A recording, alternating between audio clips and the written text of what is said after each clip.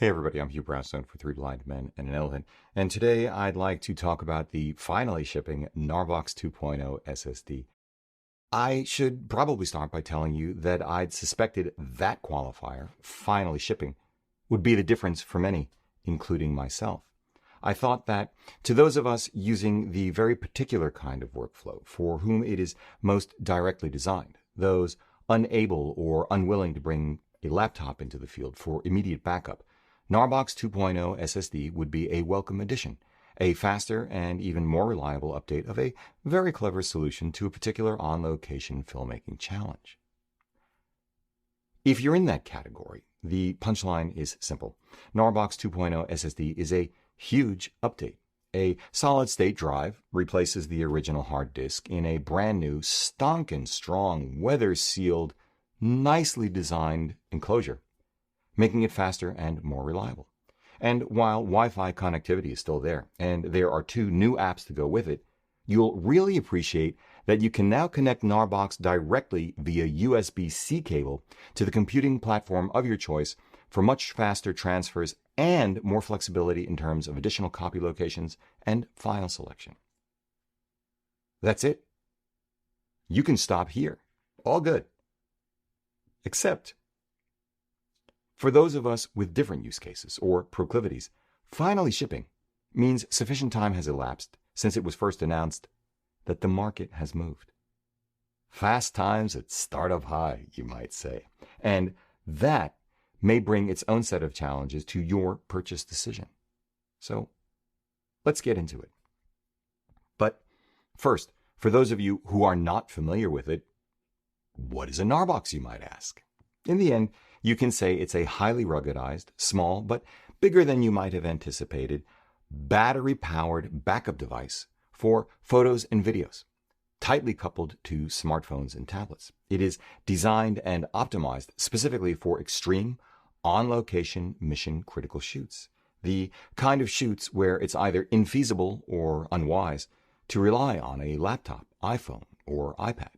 Think tropical rainforest, desert, North Pole, the kind of shoots where you only get one chance to get it right, the kind of shoots where every extra ounce, every extra cubic inch needs to be ruthlessly cut, every opening fully sealed against the elements. The kind of device that can be operated with thick gloves, for example, in a blizzard. Can be operated in a sandstorm, on the water. Actually, hold that thought about using the gloves. In any case, you're shooting out in the wild, where it's critical your work be stored right then and there on a small, robust, dedicated device built for one purpose: to get those files back to the edit base safely, intact. Now, to accomplish this, a Gnarbox is much more than just a portable drive in a ruggedized enclosure. It integrates a processor, software, and a variety of ports to ingest media and verify that the backup is complete and correct, and then connects not only to dedicated editing applications on smart devices, most notably LumaFusion, actually it's called LumaTouch by LumaFusion for video, and Adobe Lightroom for photography, but now with version 2.0 to its own SafeKeep and Selects apps for even more sophisticated backup and media viewing options. Call a Gnarbox peace of mind in places where peace of mind is in short supply, and deadlines may be even shorter. That is Gnarbox in a nutshell. And that is alliteration. I love it. So, what's the difference between Gnarbox 2.0 SSD and the original? Well, as I mentioned just a couple of minutes ago, beyond the apps, there are 3 major differences, all in service of the twin objectives of greater speed and reliability. 1. Gnarbox 2.0 SSD. Right. Relies on an SSD rather than a hard disk. 2.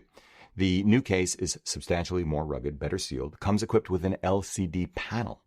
And 3, it can now connect directly via USB-C cable as well as wirelessly, which was the only way the original Gnarbox connected to your smart device for transfers.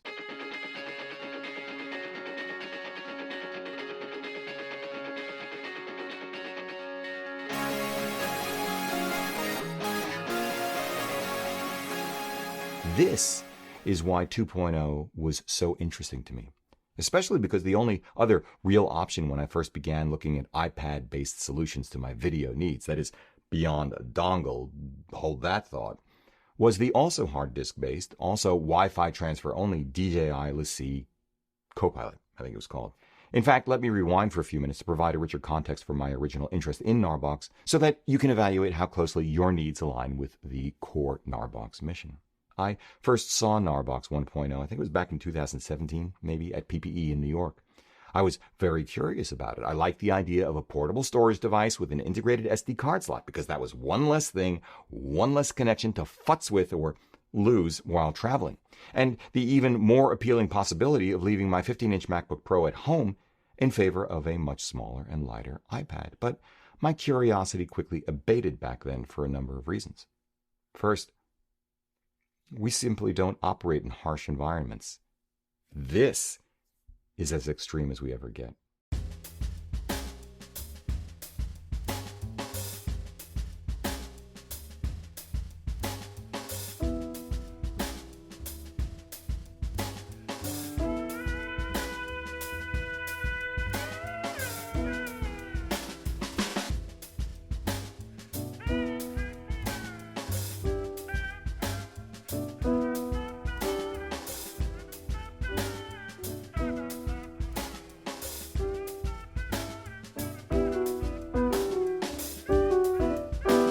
When we shot this PSA on the streets of Philadelphia, I couldn't feel my fingers after 90 seconds. We weren't on the roof for more than 3 minutes, 2 minutes, before I had to seek shelter inside. Second, my workflow does not revolve around contemporaneous backup, and your workflow will be the single biggest determinant of your interest in Gnarbox. The key for me as a 1 or 2-man band is to keep on shooting, rather than breaking the flow to back up our media. I'm usually not backpacking. Who am I kidding? I never backpack my way into a location of cars, never more than 2 or 3 minutes from my on-location setup. We use a GH5 as our A-cam with dual card slots, so that when we run out of space on one card, recording simply rolls over to the second card. That's how we've set it up. If I'm in front of the camera with a guest and Claudia is behind it, I don't want her distracted for even a moment while she's monitoring audio. If we're on the street, shooting A or B roll, the last thing either of us wants to do is break being in the moment. If I'm shooting alone, I don't want to spend 1 second worrying about running out of space, which is one reason why we do rely on dual card slots. I've never recorded long enough to fill 2 128 gigabyte cards. Of course, interrupting one's flow may not be your issue, in which case, if you have a dual card slot camera, you may well set it to record simultaneously to both cards. I get it. This is another scenario where a Gnarbox may be less compelling. On the other hand, you may also be shooting on something like a Mavic Air, Mavic Pro with just 1 card slot. Maybe you skied to your location for the drone shot to end all drone shots. This feels like a perfect use case for a Gnarbox.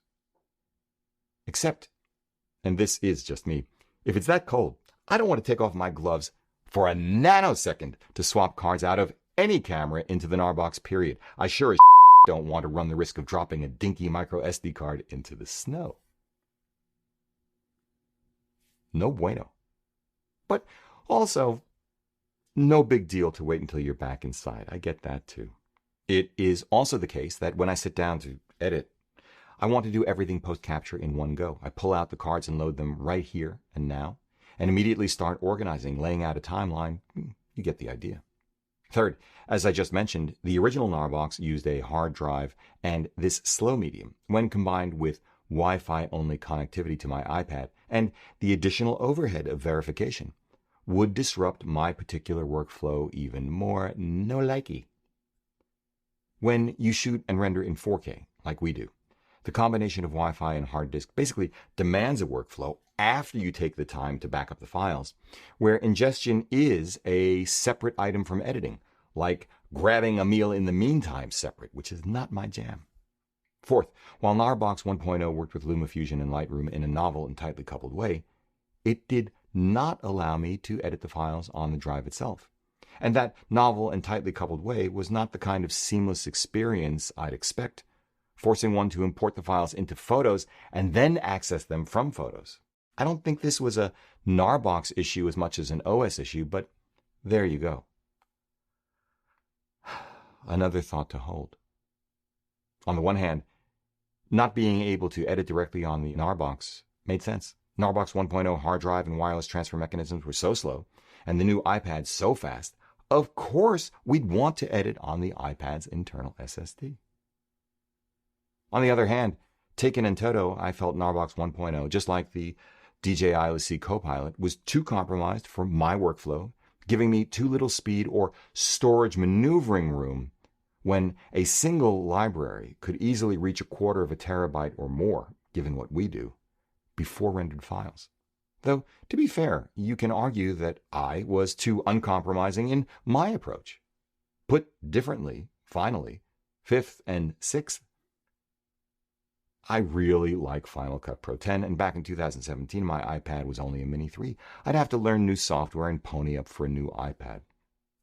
For someone like me, the collective weight of these deviations from how I like to work and the additional expense made it pretty well inescapable that I'd continue to lug around my 15-inch MacBook Pro with me while traveling, often strapped to my back inside a pack, which, to quote the erudite and witty Buffy the Vampire Slayer, is heinous.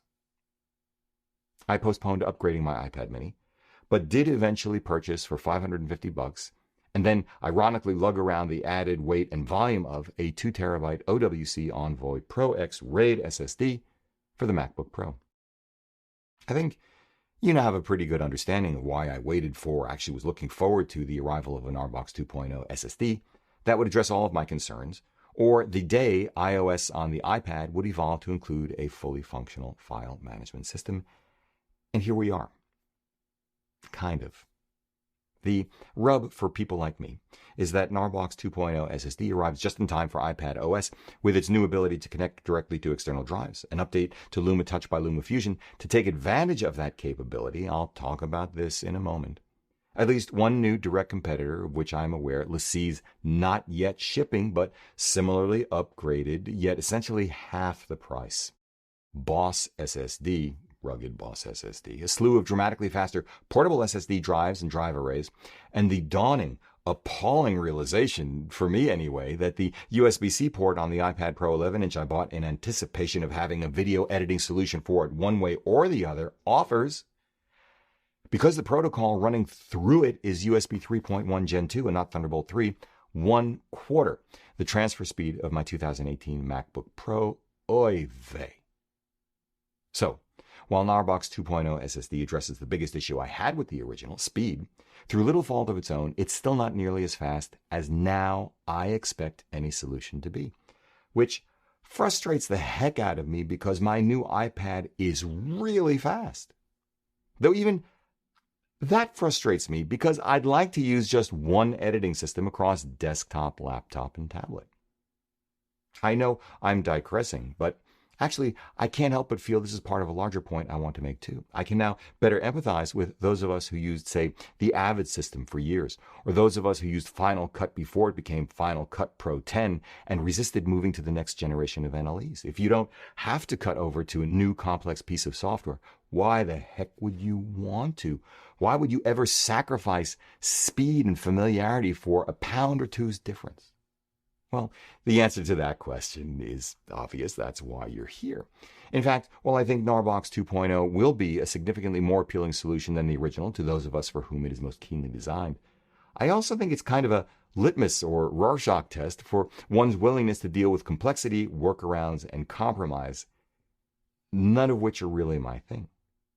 I can tell you that as a writer, producer, and director first, camera operator or DIT ranking way down the scale, and as an ardent fan for 20 years of Apple's commitment to making the complex simple, even as I appreciate the industrial design and thoughtfully developed capabilities of Gnarbox 2.0 SSD, my expectations for an iPad-based solution remain unmet.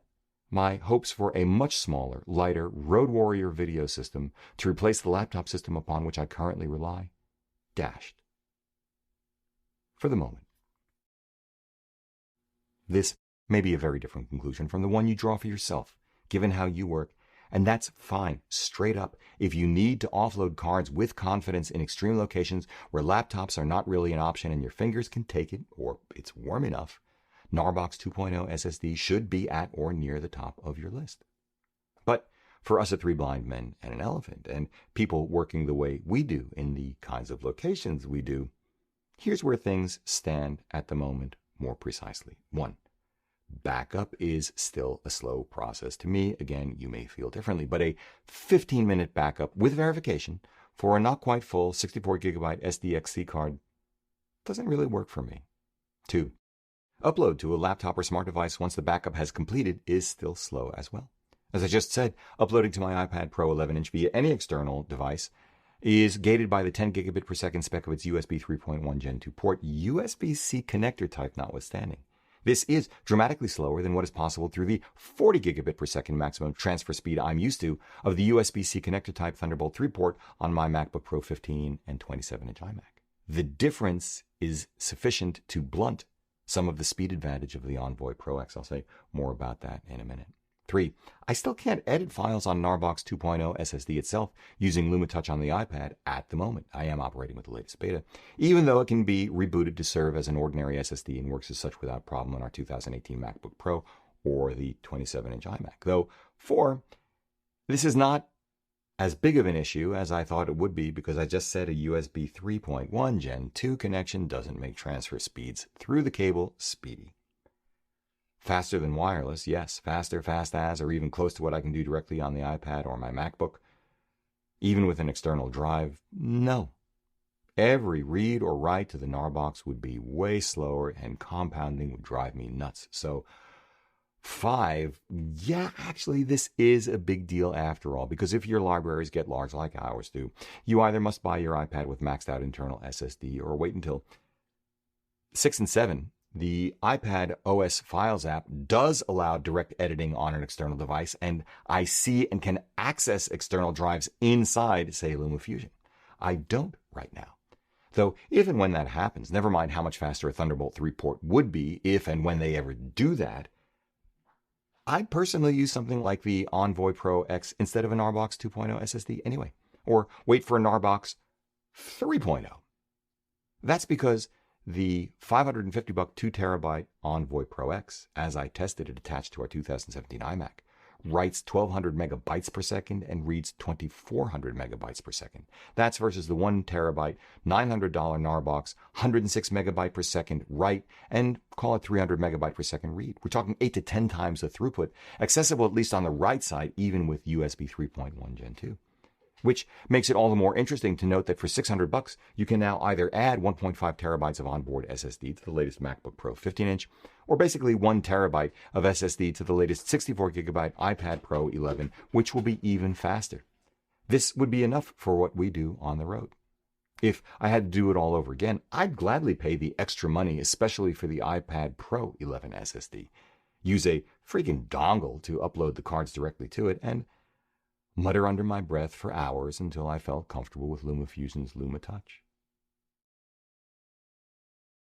But again, I'm a house cat. For what we do, what I'd really like, after exploring the iPad Pro 11, iPad OS, the Files app, LumaTouch, Gnarbox 2.0 SSD, is 1, an iPad with Thunderbolt 3 USB-C. 2, a Files app that fully operates the way I expect it to, attached drives showing up in and accessible from apps the same way they do on my laptop. And 3, Final Cut Pro 10 running on iPad OS, but I'm not holding my breath. There are simply too many projects to be done to wait for Nirvana. Next time I'm on a long flight, maybe I'll dedicate more quality time to playing with LumaFusion using a dongle as my import device. It's all I need, given the present state of the iPad OS and port situation. But more likely, I'll stand pat with my 2018 MacBook Pro 15-inch and the Envoy Pro X and Final Cut Pro 10 when I have the luggage space, take the risk with our iPad Pro 11 dongle when I don't, but probably end up carrying both, at least for a while. Still, whether your workflow is like ours or not, I'm sure you feel the same way. Too many projects to wait for Nirvana. If location backup without a laptop is your jam, Gnarbox 2.0 SSD is here now, and as I said at the beginning and once or twice in between, it's a significant update to the original. It works well for its intended purpose. Gnarbox team, well done, guys. Though you'd have made life easier for yourselves. I'm not telling you anything you don't know. I get it. If you've been able to get it to market sooner. Finally, let me offer the following notes to consider for future versions of the product or possibly firmware updates given the market's continuing evolution. First, although Gnarbox 2.0 SSD recognizes the camera name from the EXIF data when it copies files, for example, I saw on the screen Panasonic GH5 as it was copying, its file naming convention omits it, relying instead simply upon the date. Given the number of different cameras we evaluate, this is a minor but real missed opportunity. I wish the default setting for file naming included the option of camera name. Second, the Gnarbox Selects app doesn't allow me to take full advantage of the iPhone's screen real estate to pinch in on photos or footage to assess critical focus. It is a more limited touch experience than the iPhone's native apps have trained me to expect. Third, price and greater modularity. Now, I should have mentioned that you can swap out the battery on the Gnarbox 2 SSD. But modularity is important this way. It would be great if the next version of Gnarbox allowed you to swap out the actual storage media, as that technology continues to evolve.